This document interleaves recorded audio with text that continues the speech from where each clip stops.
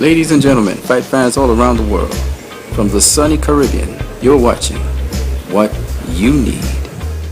Shoutouts to Boxing Phenom 95 for this question. Basically, the question is because of gossip. You know, gossip's a thing that's not factual. And you have to understand when somebody's gossiping and when somebody is giving facts. Okay? Now, my view on Thomas Hauser is he's a fantastic writer, but he doesn't do proper fact checking. I'll show you what I mean. He begins his article here, saying, shortly after 3 p.m. on Friday, May 1st, Floyd Mayweather and Manny Pacquiao weighed in for their historic encounter, which would be contested the following night at the MGM Grand Arena in Las Vegas. Later on Friday afternoon, collection agents for the United States Anti-Doping Agency, USADA, which had been contracted to oversee drug testing for the Mayweather-Pacquiao fight, went to Mayweather's Las Vegas home to conduct a random, unannounced drug test. Unannounced drug test. That means Mayweather didn't know that they were coming to his home. The collection agents found evidence of an IV being administered to Mayweather. Let's stop right there. USADA rebutted this. First of all, USADA said, this article, by Hauser that is riddled with factual errors, unfounded speculation, and disturbingly inaccurate accusations. In order to set the record straight, USADA is publishing this correction, which is a side-by-side comparison of the claims of Mr. Hauser's article to the truth. On your left is Mr. Hauser's statement. You just see, it begins with shortly, it ends with drug test. This is the first paragraph. If you look, shortly, drug test. So this came straight out of this article, okay? So we're just going to go right here. Okay. Mr. Hauser said that the officials who oversee drug testing went to Mr. Mayweather's Las Vegas home to conduct a random, unannounced drug test, which means Mr. Mayweather didn't know they were coming. This statement contains multiple inaccuracies. Mr. Mayweather was notified by the Doping Control Officer, DCO, at his home around 1:45 p.m. Shortly after 3 p.m. on Friday, May 1st. So what I'm trying to tell you is, these guys came in after 3 p.m. This statement contradicts that by saying Mayweather was notified about these officers meeting him, that is, they knocked on his door, at 1:45 p.m. This is before even the weigh-in. Let's go on. From the time of notification, Mr. Mayweather was continuously monitored by USADA officers until the sample collection was completed at approximately 8:15 p.m., which means they were with him continuously from 1:45 p.m. to 8:15 p.m. This debunks everything this guy just said. He didn't fact check. He's saying that they came unannounced to his residence after 3 p.m., and USADA is saying the officers were with him from 1:45 p.m. to 8:15 p.m. They were in his presence. So that this information that Hauser says next, the collection agents found evidence of an IV being administered to Mayweather, is baloney, because they were there.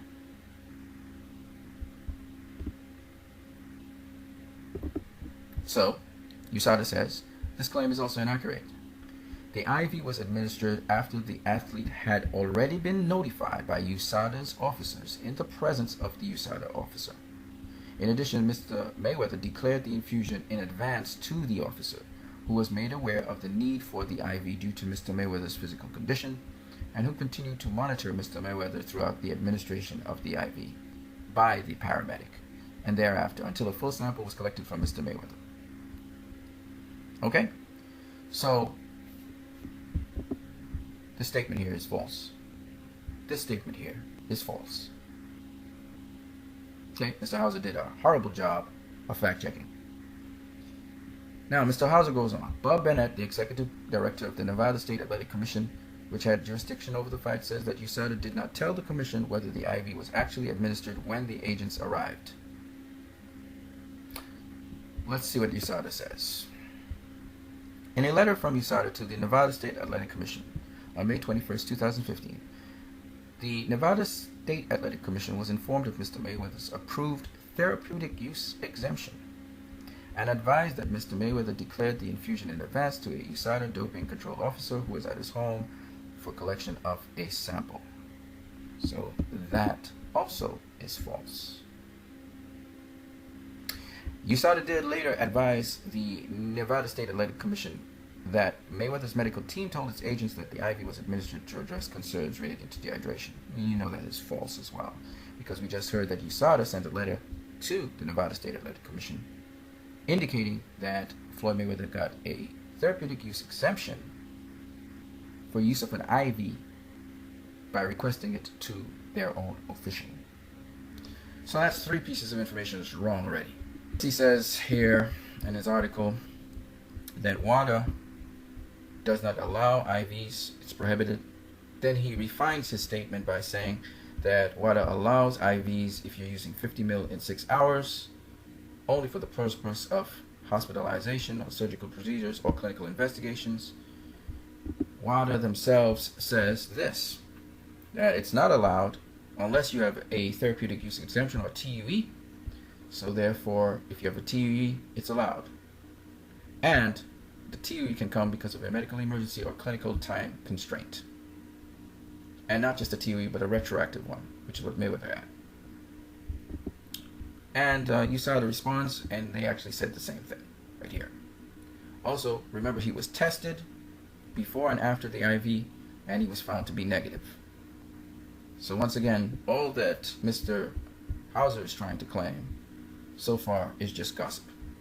Mr. Hauser goes on to say that, in this paragraph right here, the prohibition is in effect at all times that the athlete is subject to testing. We know that if you have a TUE, this does not apply. It exists because in addition to being administered for the purpose of adding specific substance to a person's body, an IV infusion can dilute or mask the presence of another substance that's already in the recipient's system, or it might be added to it in the near future. He's trying to imply that it can be used for doping. But we already know Mayweather was tested before and after the application of the IV and tested negative for any kind of doping. Subsequently tested and been reported by the World Anti-Doping Agency accredited laboratory as negative. Basically, he cited USADA often declines to administer CIR testing on the grounds that it's unnecessary and too expensive. Now, why he's talking about CIR testing is because CIR testing can pick up synthetic substances in the blood and urine. And USADA rebuts that very quickly. This is inaccurate. Mr. Hauser fails to attribute this information to source or specifically identify a time when USADA has stated that CIR testing is unnecessary or too expensive. In fact, USADA performs extensive CIR testing on all professional boxing athletes. All 22 urine samples collected were CIR tested. And also, in addition, they tested for EPO. They also tested for HGH, as well as peptide hormones and other markers. Okay, and they also keep an athlete's biological passport, which looks at their urine and blood profiles over time. So in short, USADA is saying, one, Mr. Hauser is very wrong about USADA not CIR testing the samples and they coming up negative.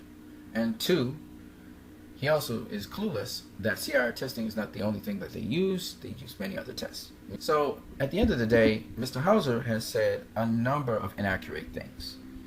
He provides the skills as a consultant for HBO. It's not surprising that he would write this article, to be honest with you. Now, he basically talked about other athletes who had been tested positive for steroids, because he's trying to show that Floyd Mayweather Jr., for some reason, he uses steroids and he's trying to mask steroid use. Why would Floyd Mayweather Jr. do something like that? This is beyond me, but anyway. And here he cites Andre Berto, who was caught for steroid use by VADA. It just so happens that he didn't do his fact checking properly. VADA had to reverse their decision because the samples that they tested, it was really one sample, was actually contaminated. And that was on their part. They actually collected a contaminated sample. So they were wrong. They had a false positive. Okay? But he didn't do his fact checking, so even that was poor. And then, if that wasn't enough, he goes on at length about PED use and Victor Conte, the president of Balco, and how USADA is doing a poor job. Well, USADA were the ones responsible for cracking down on Balco. For anybody who doesn't know this, if you look at the Balco investigations, the FBI was involved. They were looking at Balco from 1988 to 2002. USADA came on the scene in 2000, and their labs were able in 2003, through their investigators, to get the clear. They got it from a guy called Trevor Graham, the sprint coach for Marion Jones and Tim Montgomery. They were able to test the Claire, find out what it was, and then test all the athletes who they were suspicious about, Kelly White, etc. And they were able to incriminate them. Not only that, but they were able to get their witness and information from them and crack down on Balco and Victor Conte. Not only did they crack down on that case, but they also cracked down on Lance Armstrong. And you can go ahead and check it out. The FBI could not build a case on Lance Armstrong. They had to drop the case. USADA was doing their own investigation, and they were able to crack down on Lance Armstrong, who sued them, and he lost the lawsuit. Okay? People don't know all of this. And here it is. The whole lawsuit's here. You can read up on it. And in addition to that, losing the lawsuit, they tried to plea bargain with USADA, but USADA gave them a lifetime ban. Okay? So USADA cracked down on that case, and he also was criminally prosecuted in addition to that. USADA gathered information on him between 2011 and 2012 for cases that happened way back in 2000 to 2003.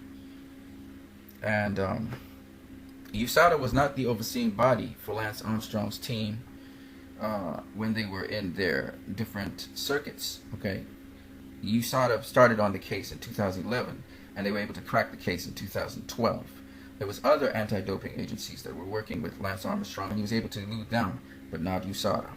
Okay, so USADA has a history of cracking down on big cases. We can't say that for VADA. In fact, VADA basically kind of is bumbling a little bit. They had some false positives with certain athletes because of their sample collection. Okay, USADA follows a particular protocol by WADA, the World Anti-Doping Agency, and they're very professional in what they do. And they have cracked down on just about a lot of athletes, both in boxing and also in other sports, including the Olympics. They caught Tyson Gay, who was cheating. They caught Asafa Powell, who was cheating. Camille Fraser. So contrary to popular opinion, and Mr. Hauser, who decided to attack USADA, which is very funny to me, seeing that Mr. Hauser wouldn't know anything about anti-doping in boxing if it wasn't for Floyd Mayweather signing up with USADA to face Shane Mosley, and he's one of the most tested athletes in the sport of boxing. It's really strange to hear Mr. Hauser talking against USADA, and the problem with him is he doesn't have any facts. Like, he's backing up his stuff with stories, like he's writing a story or something. So that's why I said it was a travesty of journalism. Kevin Aioli doesn't want anything to do with him. Bob Arum has nothing to do with this case, and he doesn't have anything. He doesn't want to follow up on anything. The Nevada State Athletic Commission's Bob Bennett said that they're not investigating this case. There's nothing to investigate. That's my long and short of it. You guys have a great one.